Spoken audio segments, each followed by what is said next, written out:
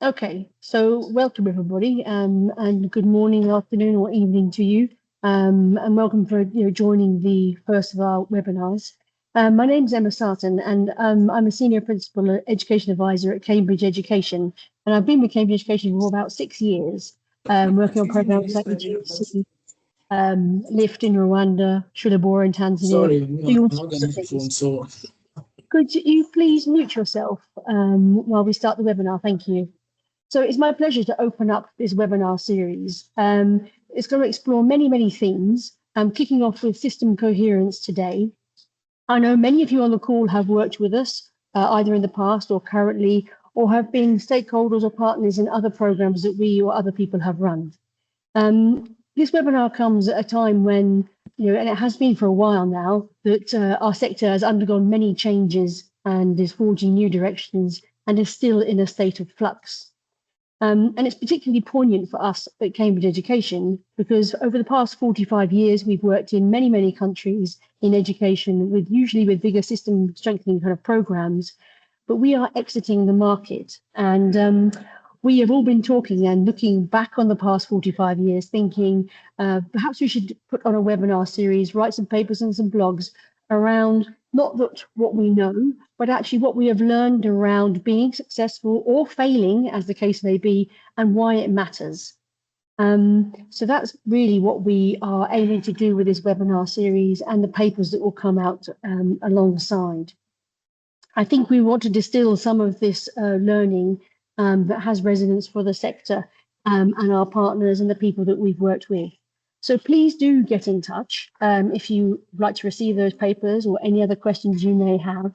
And it gives me great pleasure to start off this series with an illustrious group of people who know so much more about system coherence than myself included. So over to you. Thank you very much. Thank you, Emma. So welcome everyone, and thank you for joining. My name's Helen Kamal, and I'm a member of the team at Cambridge Education, and I'm going to be the discussant for today's webinar. And in the webinar, we're going to try to look beyond the benefits, and we know the benefits of structured pedagogy, teaching at the right level, and other topics that we tend to discuss more frequently in relation to improving the quality of education. And we want to look beyond that to talking about systems coherence for learning. And we're going to talk about what that is early in the webinar. Over the last 4 decades, Cambridge Education has shown that lasting improvements in education outcomes for children and young people depend on marrying improvements in instructional quality in the classroom with effective systems at national and subnational levels to sustain it, from planning to inspection, leadership and workforce development, right through to financing and incentives. So from Gansu in China, which I think is probably where much of our system strengthening and our thinking around system coherence started, we saw that practices endured a decade later. We saw something similar in Equip-T in Tanzania, which helped national, subnational systems to improve outcomes at scale. And that's come right through to the programs that we're involved in now. And we think that our legacy, as Emma suggested, lies perhaps less in any single approach and more in how we've worked with governments to build systems coherence for learning and to embed change. So in the webinar today, we're going to be reflecting on our experience of working with Equip-T in Tanzania. That was a program focused on improving foundational learning. We're going to be looking at the National Mathematics Curriculum Reform Program. That was formerly called the NNP in Malawi. That's focused on foundational numeracy. We're going to be looking at the Sierra Leone Secondary Education Improvement Program. And as you would guess from the name, that's designed to improve learning for young people in secondary schools in Sierra Leone, especially girls and young people with disabilities. And all 3 of these programs have had an impact at scale on the quality of education and learning, as we're just going to show briefly in these slides. So let me just pull the pull the slides up, unless, Dan, you've got them open by any chance? No, I've been getting kids ready to kick them off to school halfway through No the worries. webinar, No so sorry. worries. Guys, doesn't matter. Doesn't matter. I'm just going to share my screen now.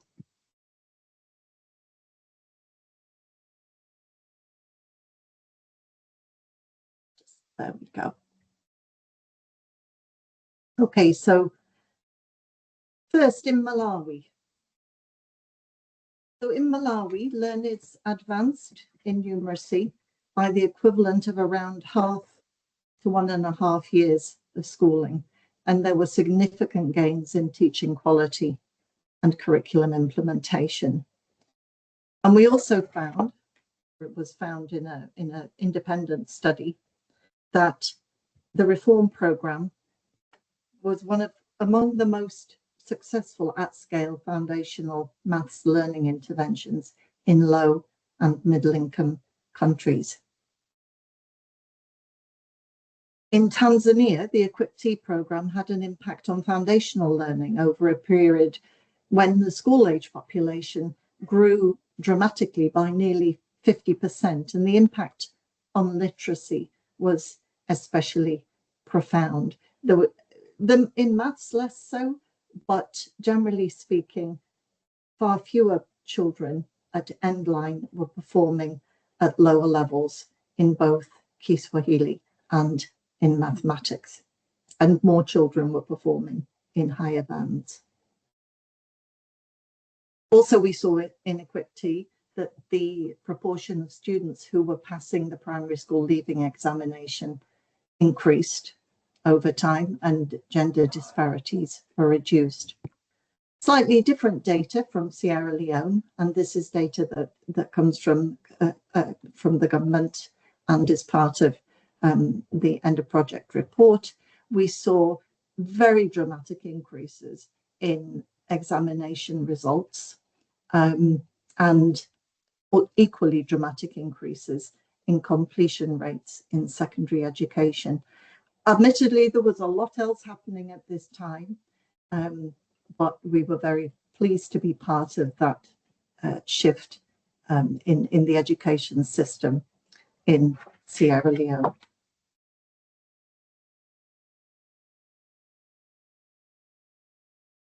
So coming back to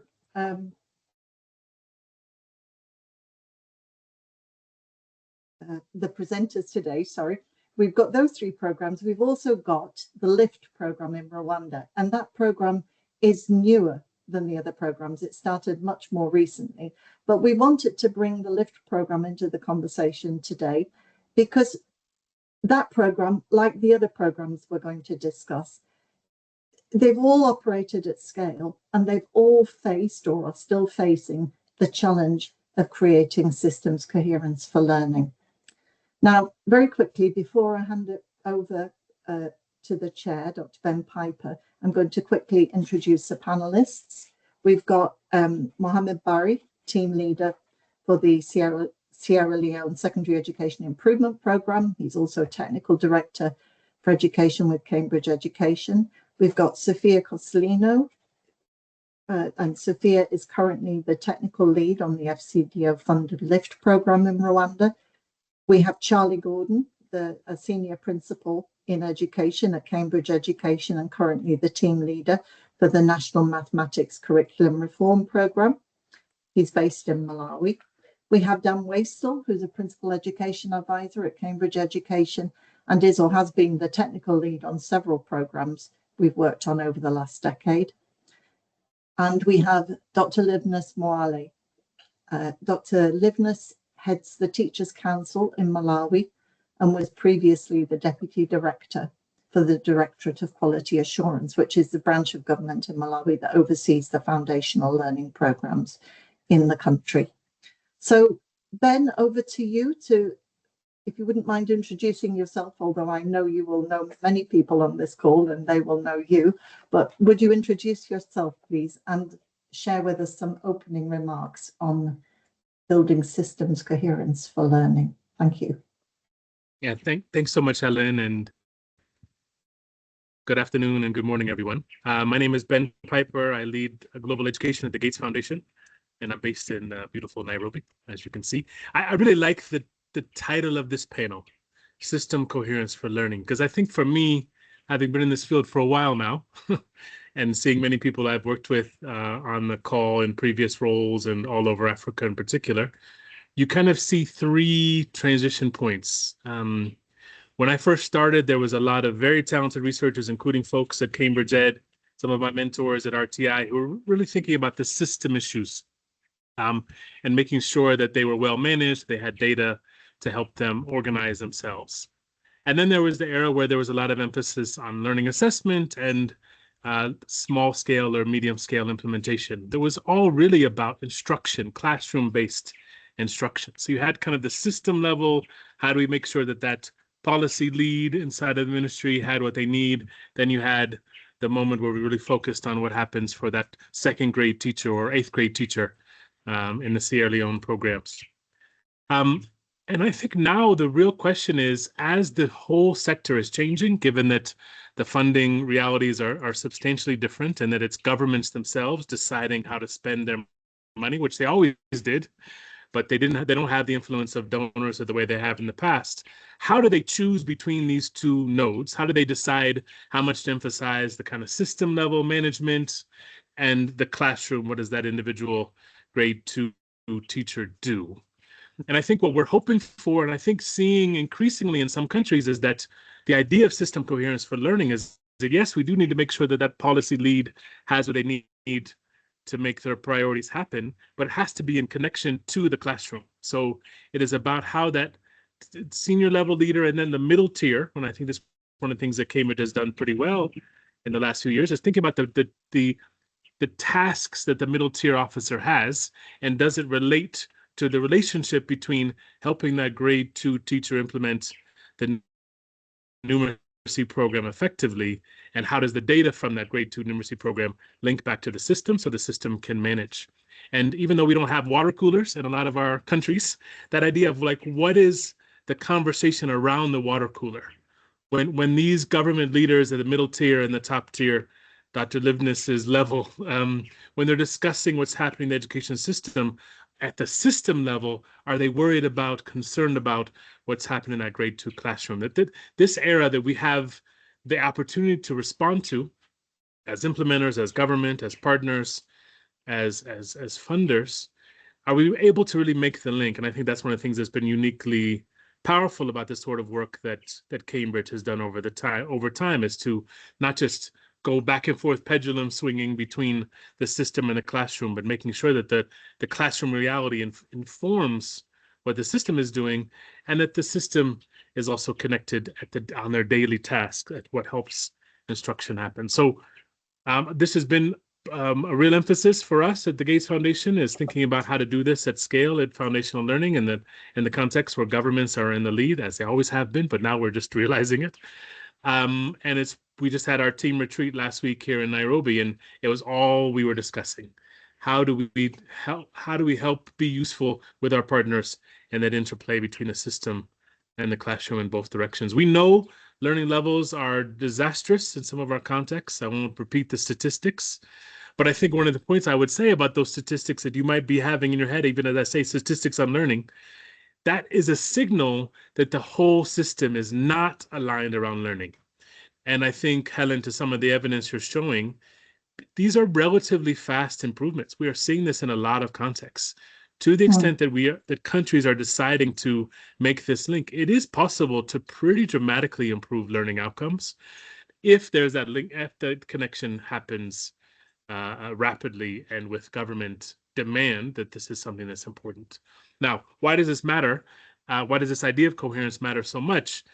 I think the modeling that we've done along with others, it shows that achieving universal foundational learning, if every kid, 90% of kids are able to read with comprehension by age 10, could increase global GDP by a staggering 200 trillion over the next 20 years. So if you think about some of the demographic dividend that our beloved Sub-Saharan Africa and South Asia are going to benefit from, it depends largely on this, gaining trillions in tax revenue, and more importantly, that individual girl being able to maximize her talent, inherent talent. But all that possibility only comes as systems are organized to actually deliver it and to make that happen at scale and to make it happen as part of the normal behavior of the system and the operations up and down.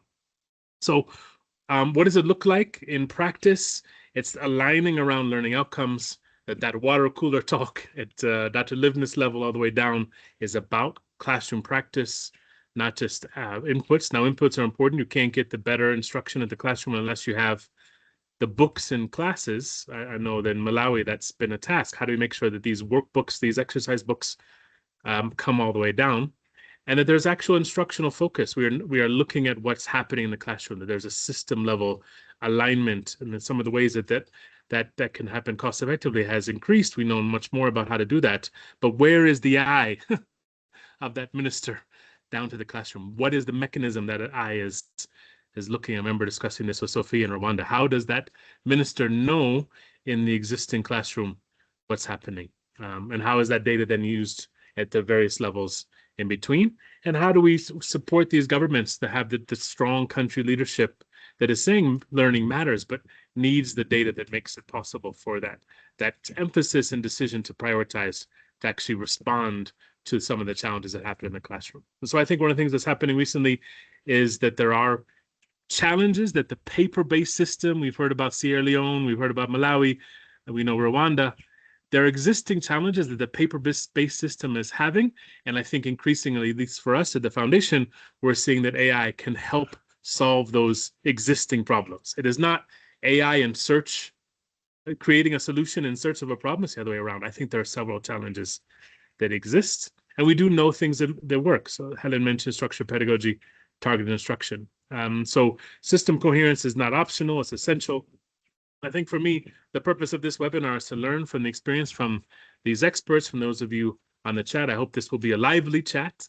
So we're sharing experience, what you've seen on the ground, what enables that alignment, what gets in the way, and how partners in the new world can support these governments for these kids we love so much more effectively, and to ground the conversation firmly in learning outcomes. Look, we know it works. The challenge right now is to organize the systems to support these leaders who really care to deliver this consistently at scale. So excited to be part of this first session on this legacy webinar series, and look forward to learning from all of you and the opportunity to share today. So back to you, Helen. Thank you, Ben. Thank you. Okay, just a couple of things. As we're hearing from the panelists, please do introduce yourselves, put your questions and comments into the chat, because we have time at the end to respond to some of them at least. We're recording the webinar, so you'll be able to listen again later and to look at some of the slides if you would like to. So, right, okay. Dan, over to you. Set the stage for us. What do we mean by systems coherence for learning? And I know we have a slide. Yeah. Hi everyone. Good morning from Washington DC here. For those of you who know me, two things about me: one, I like to talk, and two, I like diagrams. And I've been told I'm not allowed to talk for very long, and I'm allowed one diagram. So here it is. Not that one. Not that one. There we go. There we go. Okay. Often when I've been chatting with Ben, I feel like usually my job, Ben, is to kind of poke and provoke you. But today I think I'm going to agree with a lot of what you've just said, which I'm not sure if that's a good or a bad thing. I think our projects over the years have often tried to do two things. They've tried to improve learning outcomes in quite a short time, and they've tried to improve systems or transform systems for longer term delivery, continuous improvement, and so on. And those two things can often come into tension. Lots said, and Ben and Helen both mentioned it about kind of the instructional models, and we know a lot about what works now. And I think all of the projects that we're looking at today have used those models in some form or another to some extent to get the results they have. So we're going to focus on some of the other things around that we feel are quite important. So what do we mean by systems coherence for learning? Well, I talk about systems coherence being largely made up of vertical coherence and horizontal coherence. And I think Ben spoke a lot about vertical coherence, or what I'd call vertical coherence, meaning that the whole system from minister down to classroom is pulling in the same direction. They're aiming for the same. They're aiming for the same outcome. They're aligned on how that's going to be achieved. And I think this is something that Cambridge has done a lot through the years. I think we were probably working on middle tier when nobody really called it middle tier. In fact, I think that was one of the things that Learning at Scale found that Equip T had done pretty well without really realizing that that's what it was being called, and so on. So I think we've always tried to understand, how do we get national, district, regional, whatever it's called, aligned with school and classroom? How do we pull those things together? How do we make sure that happens? Can obviously be complex when you've got not just one kind of linear delivery chain, but multiple ministries, multiple institutions, and so on. The other part of system coherence for learning, which I think is perhaps a little bit less spoken about, is, again, what I call horizontal system coherence. I think sometimes in our projects, we deal with a limited number of subsystems to deliver learning outcomes and kind of ignore a lot of the other ones. So this diagram here presents at the top the ones that I think we deal with more commonly. These are the ones linked to the instructional methods, the kind of evidence-based instructional methods, structured pedagogy, targeted instruction kind of things. These are the subsystems I think we're probably all quite familiar with. The subsystems at the bottom is just an example of some of the other horizontal elements that also need to be right to make sure that the system can deliver coherently, is maximizing the resources it has, is not putting in place blockages and barriers that, when support removes a bit of attention from some subsystems, other subsystems which aren't very aligned pull things back to the previous status quo. So things like assessment, if assessment isn't aligned well, or inspection isn't aligned well, over time they can erode gains and pull things back. If teacher deployment and management isn't aligned well, we're not getting the right number of teachers with the right skills in the right classrooms.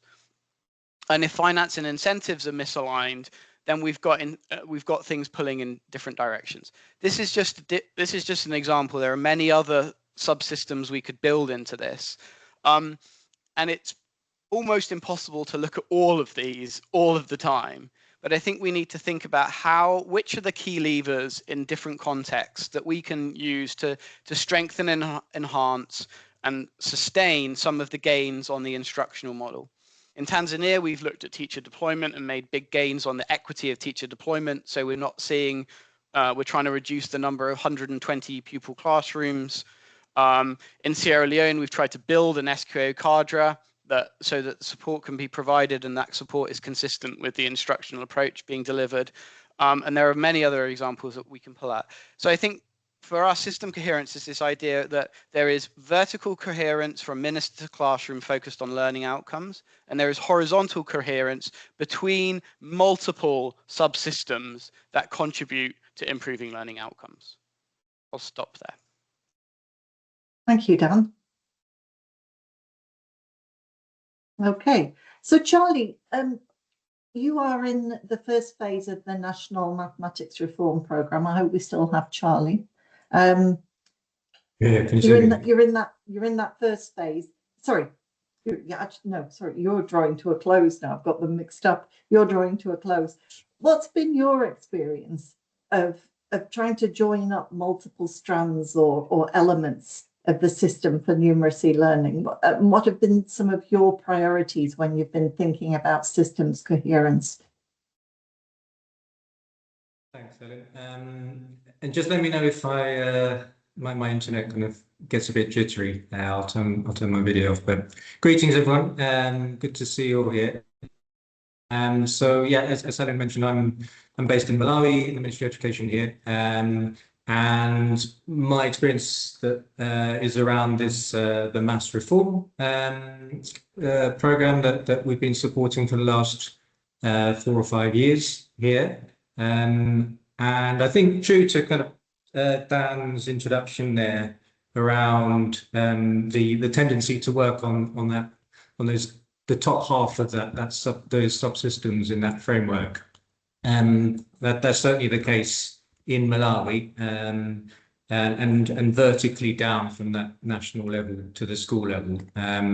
So the maths program in Malawi started with a very targeted focus, supporting the curriculum department to update the early grade maths curriculum as a catalyst to change the way teachers across Malawi teach foundational maths to address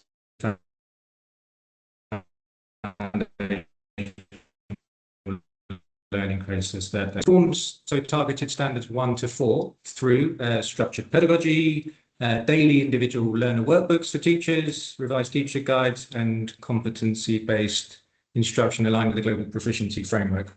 And the curriculum went through several years of testing and adaptation until 2024, when it was officially endorsed by the Ministry of Education as the national maths curriculum for the country, and went to scale into every government school. But as that curriculum was being prepared to go to scale, the system capacity and expertise to train teachers in the new curriculum was also being developed. So this is through a growing cadre of master trainers picked from the teacher training colleges and the schools themselves. And then alongside that, for the teaching and learning materials, the priority was to identify the most cost-effective way to produce, print, and distribute these teacher guides and learner workbooks to all schools. So by the time the first cohort of 34,000 teachers were being trained in 2024, there was that expertise within the system to lead this training of teachers. And at the same time, those first 2.5 million learner workbooks that went to every child in standard 1 and 2 costs less to print and distribute to every school than a regular notebook, which families were expected to buy for their learners in other subjects. And then we also kind of supported the system to monitor and support the teachers. So in Malawi, you have primary education advisors who are there at the school level, whose role it is to provide that monitoring and pedagogical support. And so with every primary education advisor in the country, they were trained in simple tools to collect data on the implementation of the reforms alongside other priority areas, and this data feeds into a visual platform accessible at every level of the education system, and which is now being embedded into the government's ICT systems and the EMIS department. And then finally, I think a clear pressing priority has also been this coherence with the pre-service teacher education sector. So as we speak, the initial primary teacher education curriculum is being updated to ensure that there's this alignment between what beginning teachers study and what they're expected to teach in the primary maths curriculum for the early grades as well. Sorry, did you lose me there for a second? Anyway, back to you, Helen. Thanks, Charlie. Thanks. And now to the program that started more recently, the LIFT program, and to you, Sophia. Was systems coherence something that you were thinking about when the program started?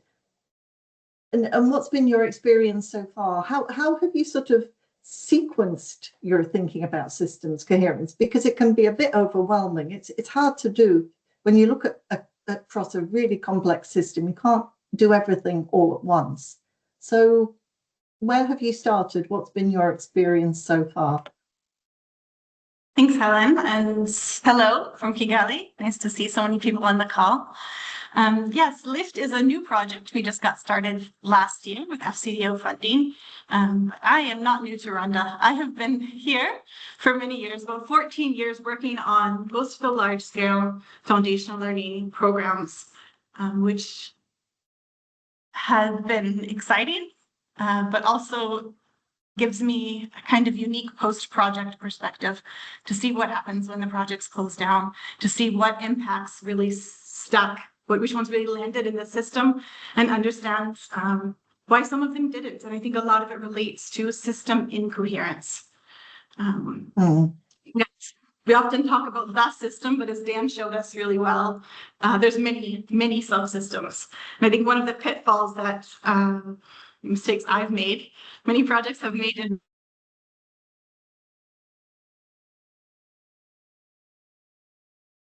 we've lost Sophia. Just give you a moment to come back. There, you're back now, Sophia. Oh. Sorry, I was saying you were just going to tell projects, us about your mistakes. Mistakes, yeah. One mistake that I've made, along with many projects I've made in Rwanda, was looking for that kind of quick win. Ben was mentioning, how do we change what that second grade teacher does? That's our most direct path to improving learning outcomes. But in Rwanda, what I saw was the most successful programs were not working on that ambition in isolation. Whereas other projects that didn't quite have the same level of sustainability or impact were aligning themselves to one particular department.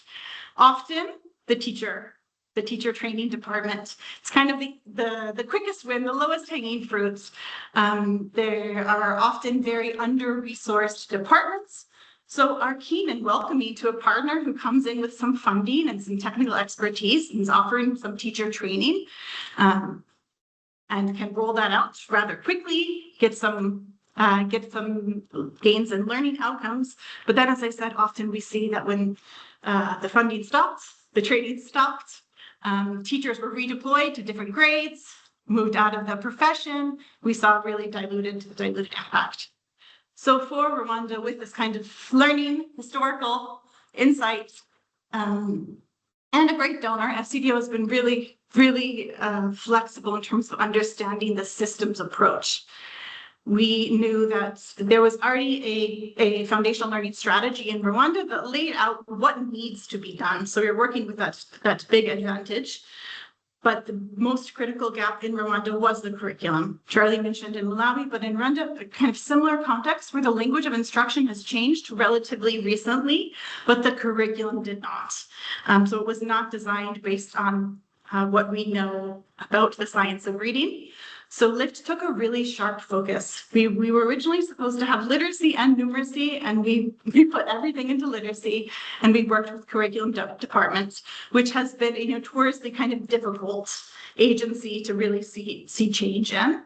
But got the curriculum, the national curriculum revised to now have this very explicit, systematic approach to introducing reading and writing English, and then worked from there.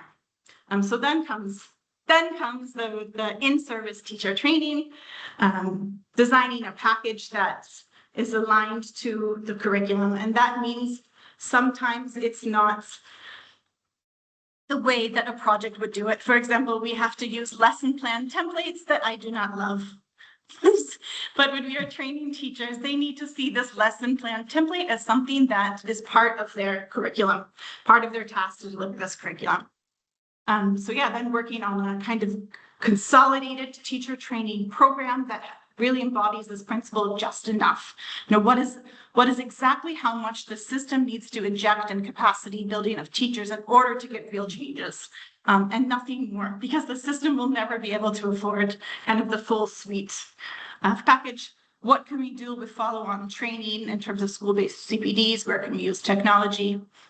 And then that's kind of what we've done up until now. And now we're at the point where we are moving to the less glamorous aspects of system coherence and looking at pre-service. We know it is so critical.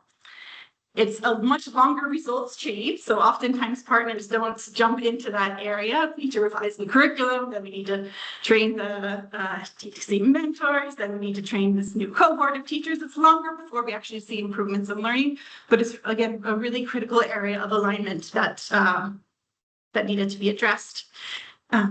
Inspection, that's kind of another follow-on one. We want to make sure that what the teachers are being trained on, what the curriculum is encouraging teachers to do, is also what the inspectorates are looking at when they go to the classroom.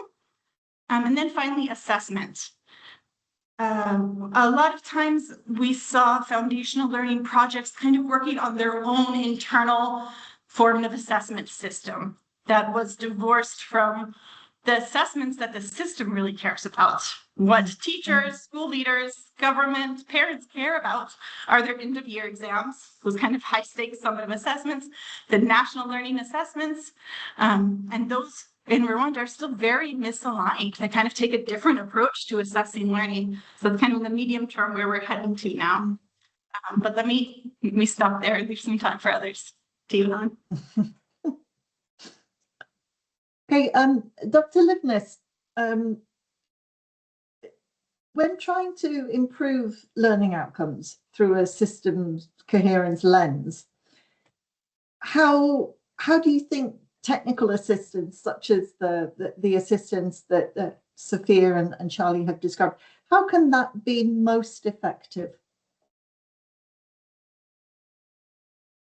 I hope Dr. Livness is there.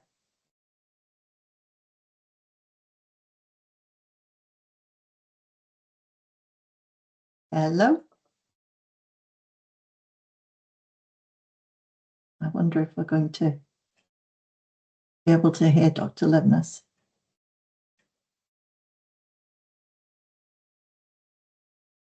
We'll come back to you, Dr. Livness, in a moment or two. I'm going to pose that question to Barry. Barry, when trying to improve learning outcomes, how can TA be most effective?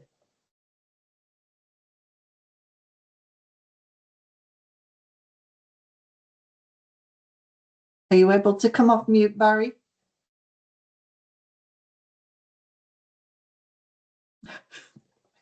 Oh dear.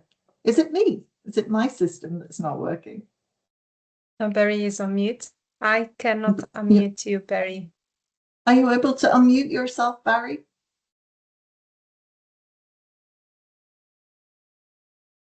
Okay. I wonder if by any chance Dr. Livness is connected now and is able to respond to that question. Dr. Livness, can you hear us?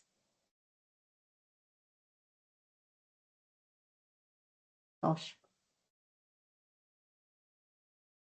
Do you know what? I'm going to come back to this question later on, but let's move on.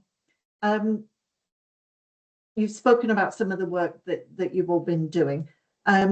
What have been some of the challenges that you've experienced when you've tried to sort of work through this systems coherence way of working?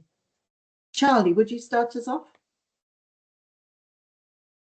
Sure. It's easy to talk about challenges, I think, as we have many. But in terms of the kind of the high level ones, I would focus on. I think it's around sustaining and deepening the pedagogical change in the classroom that has been happening through these reforms.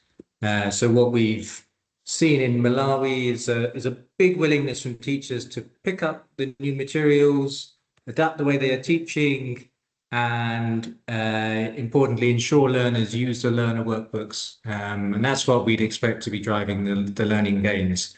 But if you look a bit closer, for example, at how children are able to complete the tasks in the learner workbooks, how teachers are able to gauge whether their learners are building those expected competencies in foundational maths, and how they are able to adapt their lessons to ensure that they do. I think there's still a long way to go. And so with all the face-to-face in-service training now complete, the question is now how you continue to embed and strengthen these practices. And we know that, you know, from the limited evidence there is out there on post-program kind of evaluations, that impact tends to flatline or drop off if there aren't mechanisms such as functioning CPD systems to support it. And in Malawi, there's still some way before that CPD and school support system is working effectively. You know, before the incentives are there for it to work and it's aligned with what's happening in classrooms. I think another piece of this challenge in making the learning improvement stick is in this big question of the supply of the learner workbooks. And this is, of course, a kind of a wider sectoral issue around textbook supply chain management. So we're supporting the government to assess the options and the realities of supplying new learner workbooks to every child every term, both from a funding perspective and a logistical management perspective. And there is funding from the UK government and the Prevail Fund to cover the printing and distribution of the learner workbooks for the next 3 academic years, which is great. But there is still a big question of what does the future look like once this funding ends. And I think the final challenge we're grappling with is the issue of equity. What those graphs that Helen you showed earlier perhaps didn't show is that the children from the poorest tercile and those children with the lowest starting points in terms of numeracy are not learning under the reforms. So our working understanding is that the children who fall into that tercile are the same children who have higher absenteeism. We know that hunger and food shortages are a chronic challenge in Malawi. I think these challenges also kind of shed light on the limitations of having a top-down focus on raising learning outcomes and the kind of wider discourse around what works and this concept of best buys. I think the appeal and logic of this simple messaging is clear. There are approaches out there where the evidence is strong and compelling, and we all, governments, donors, implementers, want to back something which looks straightforward and we have confidence will work in raising learning levels. And for the reforms in Malawi, this certainly framed its conception. We have used structured pedagogies in the maths reforms to good effect to improve learning, but at least in the immediate term, I think is the important point here. I think the caution is that this kind of narrow focus on learning and the science of learning discourse around it helps perhaps tiptoe around bigger underlying challenges the education systems like that of Malawi face. But perhaps just to end, Ellen, on a more constructive note, I think what the experience from the Malawi maths reforms could point to is a potentially more kind of patient pathway to moving towards a more systemic approach to raising learning outcomes and how that may take place. By kind of establishing a strong national consensus of the importance of an approach that works within the context, albeit under certain donor-backed conditions. That lens can then shift outwards to the bigger underlying questions of system coherence that we're talking about. And as such, there is renewed government focus on grappling with these challenges that I've mentioned. The questions around how can we, the government, ensure textbook supply chains can be managed effectively to keep the momentum of our reforms, and how can we strengthen our school level support to embed and deepen this good practice we're seeing, and so on. Back to you. Thanks, Charlie. I really like that phrase you used, more patient pathways. I think that is something that we for us all to reflect on. And it's about a balance. To stay on those patient pathways, we need some quick wins to be sure that we're on the right pathway. It's a back and forth there, I think. Barry, do we have you back? Yes, I'm back. Oh, very good, very good. So, Barry, we've moved on to some of the challenges of creating systems coherence, and I wondered if you would reflect on your experience in SSEIP. Yes. Thank you, Helen. And again, as Helen mentioned, my name is Mohamed Barry. I am from Sierra Leone and based in Sierra Leone. So we've been with the SSEIP PEP program for the past decade. So this program has been around for about 10 years and started with post-Ebola recovery to large-scale delivery to now system strengthening. So interestingly, we have worked with 2 administrations, including 4 ministers. So you can imagine the kinds of flexibility that we have endured within that period. So in Sierra Leone and in fact in all the other countries that we work, we are able to combine our international TEA with a local TEA to assist government improve learning outcomes.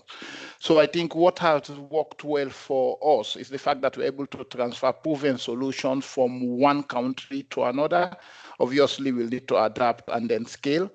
And we always deploy our TA to align with the priorities of government. So we emphasize listening to government at all levels, make to be embedded within government. For instance, my role is to listen to the leadership of the ministry. Just to put in context, last week, the Minister Conrad, the Minister of Education, was at my office. The previous week, I met with the current Chief Minister, who was the Minister of Education before Minister Conrad. That's so I met him last week. So that's how we are embedded at all levels of the system. So we assist government to drive implementation through existing structures. So for us, that's where the emphasis is. Where the structures exist, we work within those structures. Where they don't exist, we co-create these structures with government. So in all of our work, we embed the use of data, both periodic and real-time data. We assist government to create the routines to refer to data for evidence, data and evidence for decision-making and action. So I also want to emphasize the way we collaborate with all the major partners within the sector, because we want to influence and assist government to implement their own priorities. 2 examples of our collaboration with partners.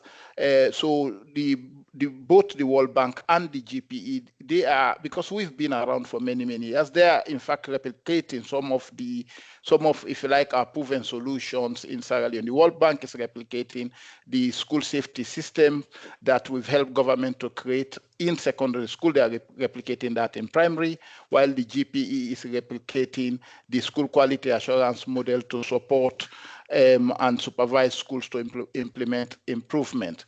I think the other thing to emphasize is that for us, it is not enough. Even it's not acceptable to scale up any initiative without working with government. We think, plan, implement, and learn with government. So look, finally, we emphasize listening to government, but we are keen, we are with a keen mind to influence the actions of government, to focus on the priorities that put learners at the heart of whatever they do. All the thinking, planning, and delivery is to improve learning outcomes. If you like, that's how we've been working in Sierra Leone and in many of the countries where we work. Over to you. And Barry, if you were to think of one particular challenge that you would want to share with colleagues of working this way. Yeah, nice, interesting. In fact, yeah. I know there are many, but well, maybe I just think single out one. Yeah, definitely, Ellen. So, in fact, in Sierra Leone, I think we just want to start with the fact that we've been lucky to have government that are committed to education over the years, and that has been demonstrated through ambitious policies, landmark budget commitment. For instance, we all know that Sierra Leone allocates over 20% of the budget to education. However, these budgets are not translated into funds. Yeah, so the availability of funding is an obvious challenge, which is well documented. But I will want to actually show how this challenge is linked to data. The issue of data is complex, and it's the elephant in the room. In Sierra Leone and many of the countries where we work, there are still ghost teachers, ghost learners, and ghost schools. I'm not making any mistake. I'm saying ghost teachers, ghost learners, and ghost schools, which is costing government fortunes.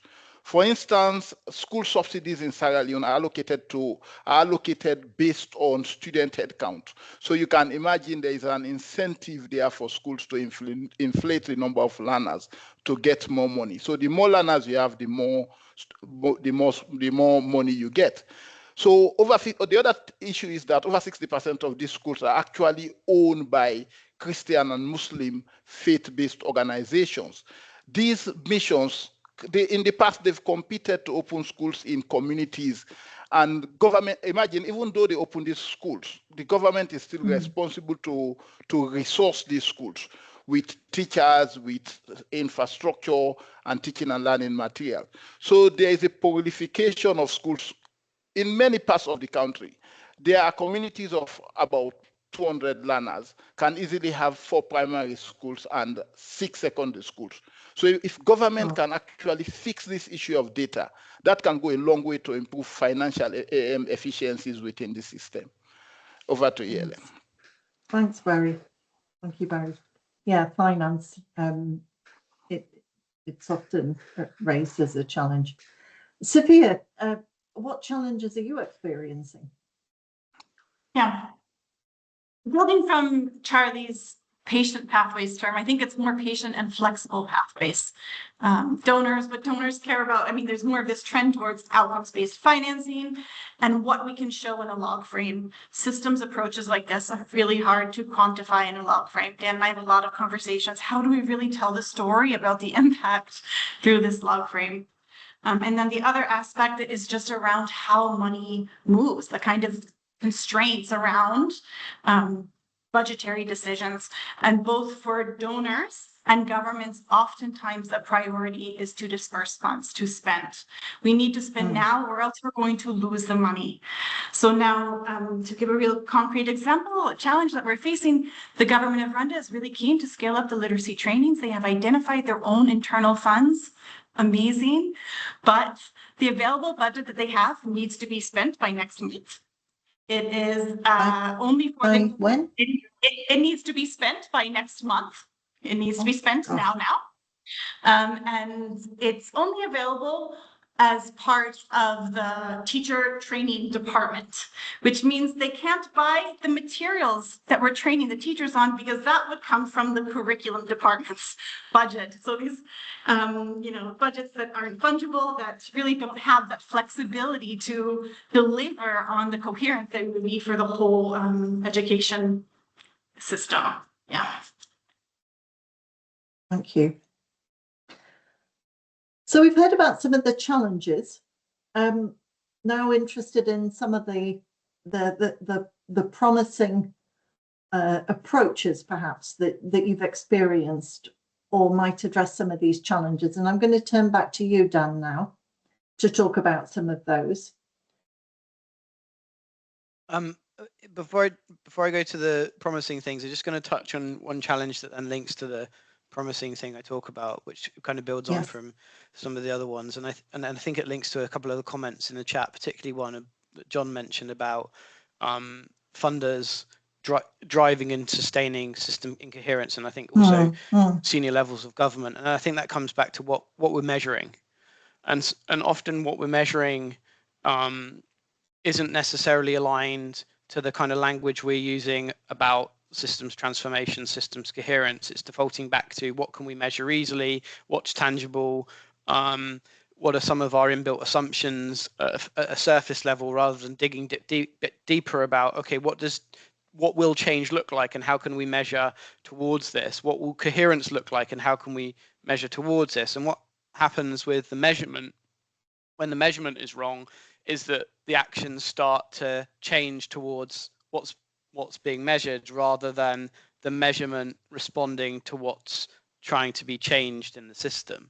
And I think then we create that. So I think one thing that we found is quite promising or quite useful is having clarity on where we're trying to get to from the outset.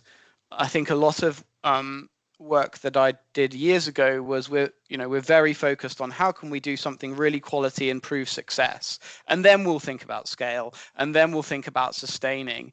I think what we've been doing much more in recent years is to map out the whole journey across multiple subsystems and look at, and the framework I've used in a few places is start, scale, sustain. what does it take to start something innovative and effective? What does that look like? What does it take to to scale it, and what does it take to sustain it in the future? And you think about that on day one, and you map out that whole process on day one. And then you can start to think about what might be milestones on that journey, what might we want to measure to see if we're on track on that journey. How can we look at the start, scale, sustain pathway for one subsystem, and does it align with another subsystem? Is it reinforced or counter to that subsystem? Where are there gaps? And this is an iterative process, because you're not going to have the same roadmap start across multiple years, but it's trying to think about where we're trying to get to. And so we can start to ask questions about, are we collecting the right information on cost to be able to have a budgetary conversation in a year's time if this is effective? Are we working with the right institution in the right way so that it can be absorbed into the system, so that it can be connected with another part of the system?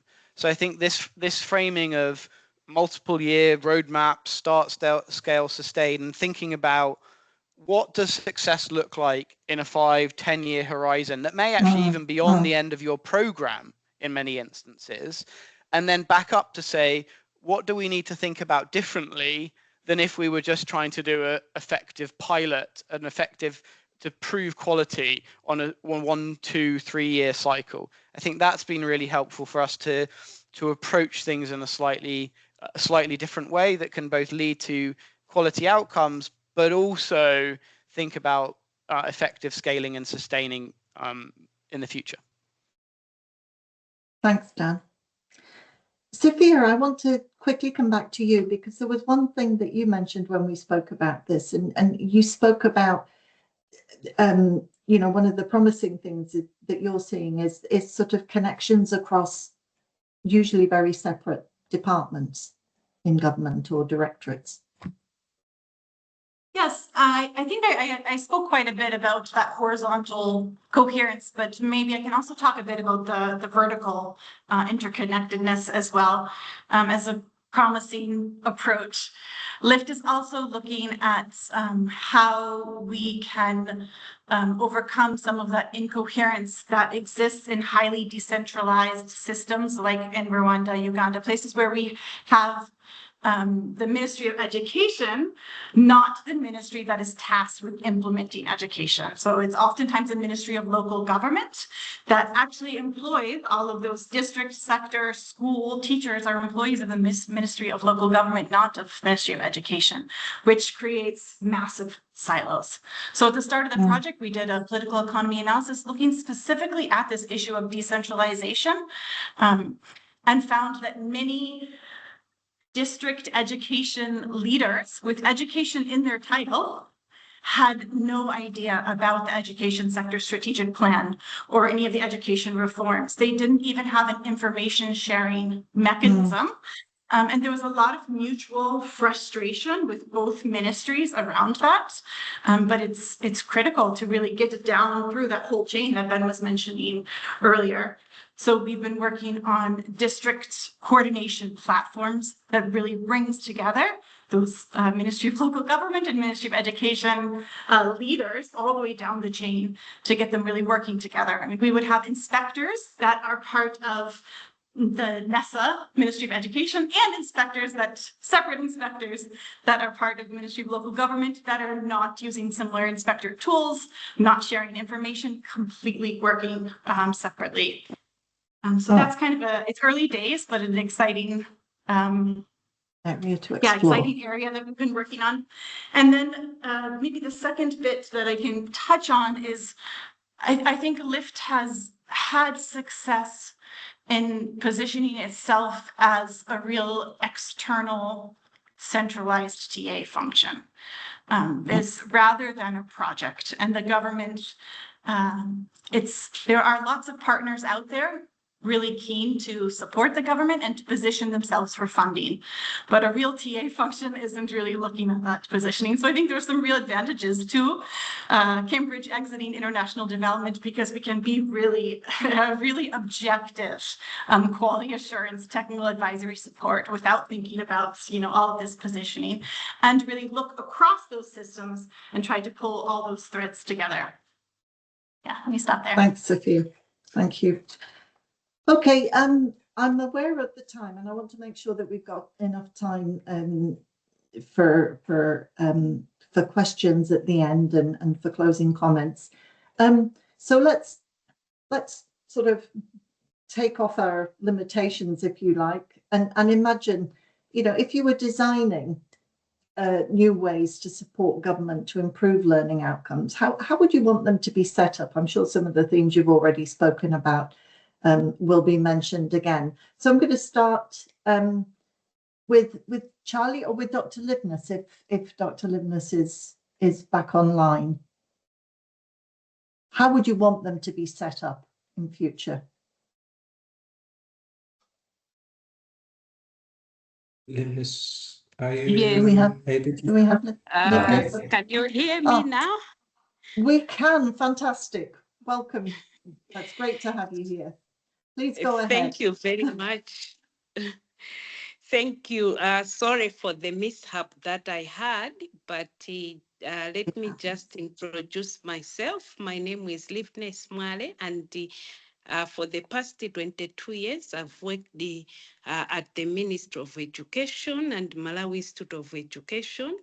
And most of my work involved working with the different partners in implementing education programs, especially to do with foundational learning, either in literacy or numeracy and the other subjects. So what worked differently with Cambridge Education is that we had a good working relationship such that we were able to implement even much more than what was put on paper, because when something goes wrong, we could go back on the drawing table and begin to fix what our problem was. It's unlike how things were with the other partners, whereby there wasn't much flexibility on the way things were planned. So it was just, we planned to do this, let's do it this way, but it was different with Cambridge Education. But also the other thing was the understanding of the context. So technical support works well when they understand the context in which they are working in. The understanding that contexts are different and therefore we need to approach things differently. Also the coherence among the Ministry of Education departments. So the National Mathematics Curriculum Program involved all the departments in the Ministry of Education that are concerned with basic education.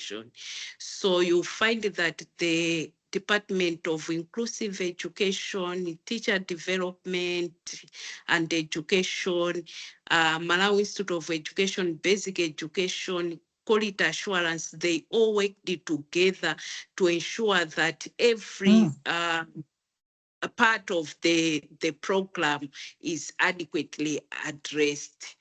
And maybe also to touch on the issue of sustainability is that there was a lot of capacity building for teachers, such that even if the program was just for 5 years and it ends the next month, but teachers have been capacitated that we are assured that they will continue with what they have learned after the program funding goes. So those are some of the things that made the program effective and sustainable. Thank you. Thank you, Dr. Livness. And I presume those are things that you would like to see replicated in the future as well when new programs come along to sort of, continue with some of those elements that you've described just now. Thank you. Yes.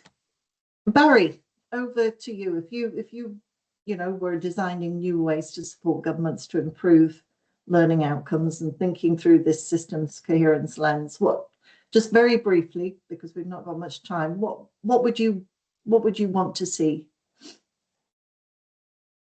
Yeah, now definitely, Helen, I will still emphasize co-design, thinking, planning, implementing, and learning with government. The best of technical solution cannot be implemented if you are not embedded with ensure we are embedded with government to implement with them, not for them, and not to do and inform them.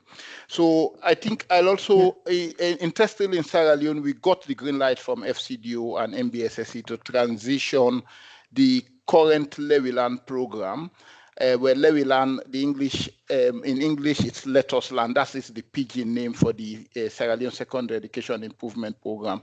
So to transition that into a local Pan-African organization, which will be part of an alliance with African organization, including TTEL. TTEL is the Transforming Teaching Education and Learning Program organization in Ghana. So this new initiative can progress lots of the assistance that the current Lewilan project has contributed to in secondary education.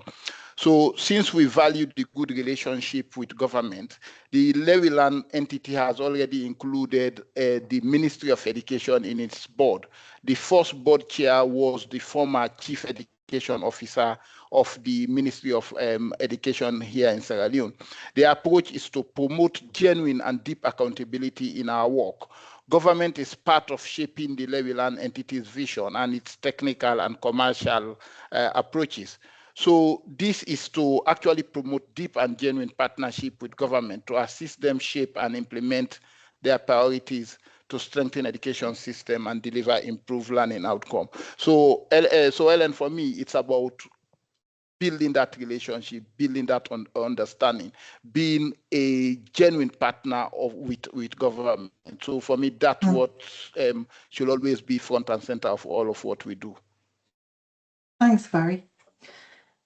Dan, your final thoughts, not final, well, so I'm going to, because I know you have lots of thoughts, but some closing thoughts from you. Yeah, so I'm going to take a slightly different tack to this question. Yeah, slightly different tack to this question, and two kind of different ways of thinking I think we can do more on in the future.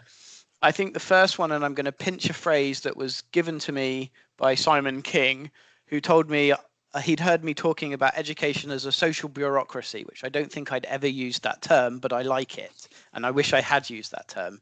I think there's a lot more that we can do in understanding that education is about human-to-human interaction and understanding what effective human-to-human interaction at different levels looks like, and how we can support that becoming more effective in other places. So why do some peer communities of learning work more effectively than other? Why do some supportive and coaching relationships work more effectively than other? Why do some districts relate more effectively and pass messages up and down the system more effectively?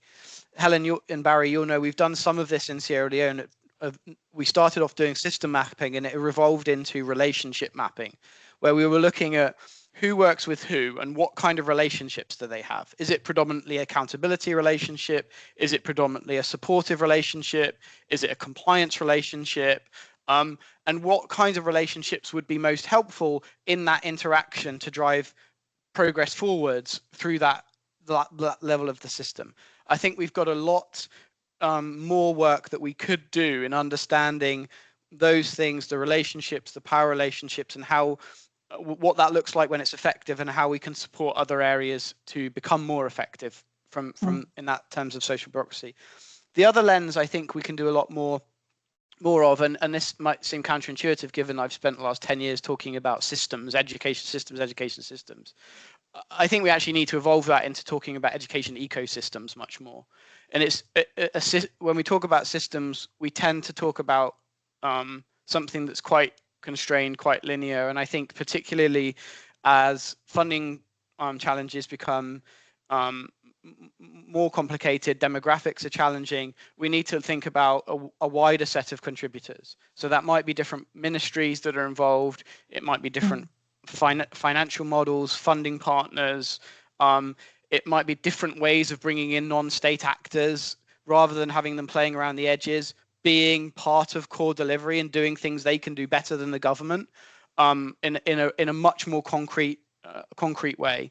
So I think there's a lot we can also do if we kind of take a slightly broader ecosystem lens to education delivery. So I'll leave it with those two thoughts of things that we've done some work on, but I think we've got a lot more that we could be doing in those two areas. Great. Well, thank you, everyone, panelists. If it's okay, I would like to use the next 10 minutes for questions. If anybody would like to come off mic, or Ben, if you have a question for the panelists, perhaps I could invite Joshua, if you're still online. You had a question. Joshua Kipan? Yes. Yeah. Good afternoon from Ghana, actually. So thank you so much for the opportunity to learn from everybody and to also contribute. So Daniel made a very important point with the first diagram that I had interest in. He had a very brilliant insight as to how to achieve both vertical and horizontal system coherence, which I think that it can be very difficult to achieve, especially in environments where we have political diverse views about how education should be funded and it should be rolled out. So I want to draw on his extensive experience in the sector. What are some of the recommendations you can give for achieving this coherency within the system? Yeah.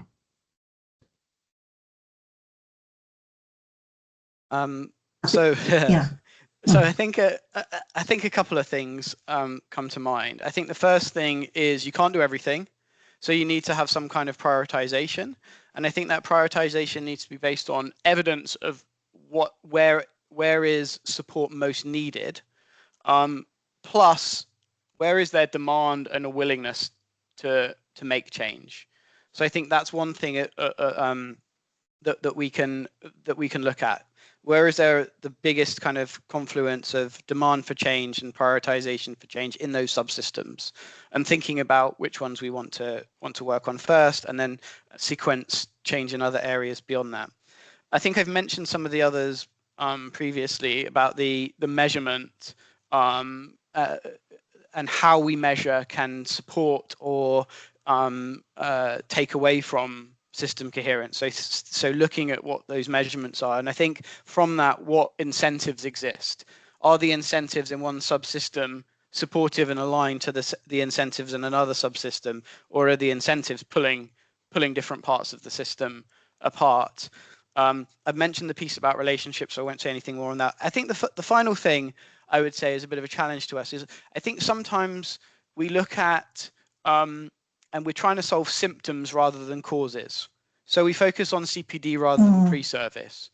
We look at remediation rather than addressing what was needing the remediation. We look at teacher incentives rather than reform to the teacher management system. I don't think it's as simple as either or. I think both of those have their place, but I think sometimes we deal with the symptoms and convince ourselves that the underlying causes that delivering those symptoms are too complex to deal with, take too long, too expensive, and so we ignore them and keep treating the symptoms. So let's look at the underlying causes a bit more. Thank you. I don't know if that answers your question, but there's a few more thoughts. Thanks, Dan. Thank you. Thank you. Marie Sherman, if you're still online, you have an interesting question, I think. Thank you. Thank you for allowing me to ask the question.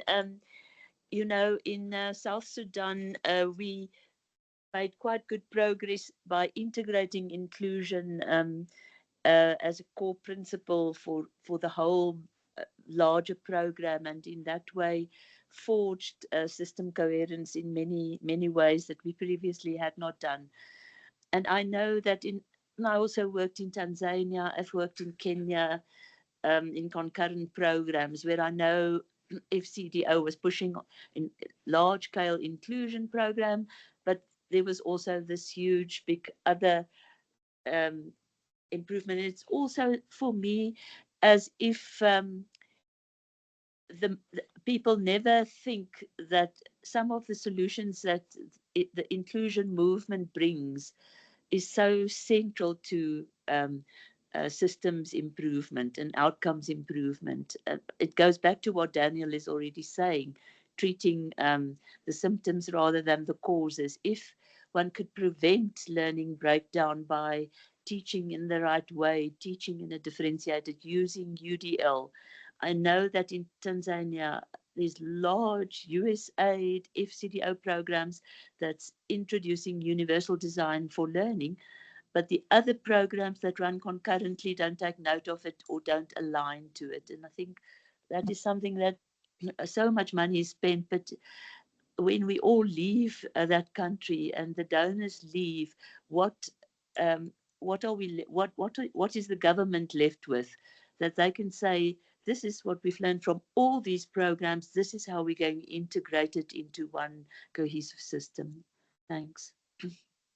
Thank you. Thank you. Ben, your hand up. Yeah, thanks so much, and really rich discussion.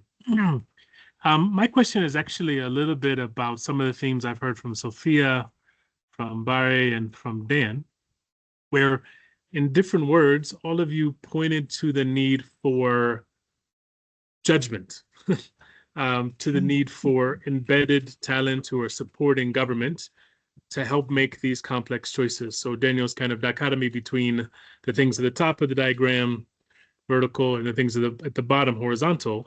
If you did everything in the horizontal section that Daniel talks about, the government would be spending a percentage of resources that even the best funded countries couldn't afford. So I've heard all three of you say in different ways, you have to really listen and be connected and be flexible. So along with liveness as the leader, you can decide where are the real things to do at the horizontal level and where are the ways we should really emphasize. So I guess my question is kind of as the very sad news of Cambridge going, but the possibilities that do exist for other forms of TA and kind of African organizations predominantly, how do you get the level of support inside of the government, both in kind of the style that many of you are talking about, Charlie, and kind of embedded TA from an external organization, or embedded talent from within the government supporting itself to be able to make the choice? Because I hear all of you saying, this is better than that because of X and Y. But if you don't know X and Y, how do you decide this is better than that? How can we make this much more sustainable inside of the systems that we care about? So that judgment that you all bring, the talent level that's here, and for those of you donors on the call, the kind of Cambridge talent that's here that really has thought, these are people who can help beyond the lifespan of Cambridge. But just for you all who are working now, how do you get the skill, talent, judgment embedded in the system more than it is? Thanks. Okay. Sophia. Yeah, I can start. Thanks for the question, Benny. I think that question of judgment or discernment, it's really important. It's discernment around where are there windows of opportunities that we should act on? What is the level of just good enough that we need in terms of quality assurance as government scales things up? And the last point you touched on around where are there efficiencies with so much, with a reduction in funding, this kind of centralized TA can look across and figure out where there are efficiencies. Earlier, I said centralized external TA, but I think to be more nuanced about it, it has to kind of be this inside-outside perspective, right? You need to be inside enough that people know you, people trust you, but also outside enough that you are immune from the kinds of hyper-accountable decisions that are made. So I think that's that inside-outside perspective, and then maybe a big caveat as I lobby for centralized TA rather than program or project approaches. the most effective TA is when there is also some level of funding available to plug those critical gaps. TA without any level of implementation funding can be really frustrating, I think, both for the donors, the TAs, and for the governments. It doesn't need to be huge, but something that allows them to really flex and adapt. Dr. Livness, would you like to respond? Yes, thank you. So I will respond by giving you examples of how we have worked with TAs in Malawi and what worked well and what did not work well. So I'll start with the TA that we had for curriculum development in the National Mathematics Curriculum Reform Program. The TA that we had was template,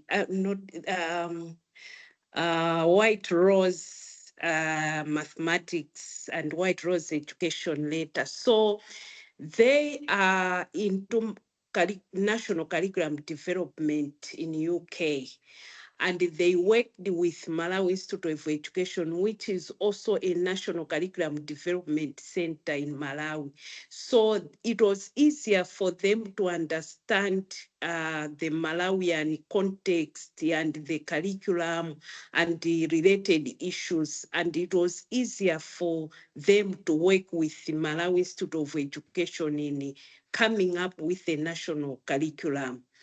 Previously, in terms of curriculum development, we have had, for instance, you are developing literacy materials for schools, and then you have a TA who is like a magazine editor or a newspaper editor who is been in newspapers and so on. So for them to understand developing textbooks was much difficult. And we ended up having maybe stories that are difficult for learners and teachers to read and understand.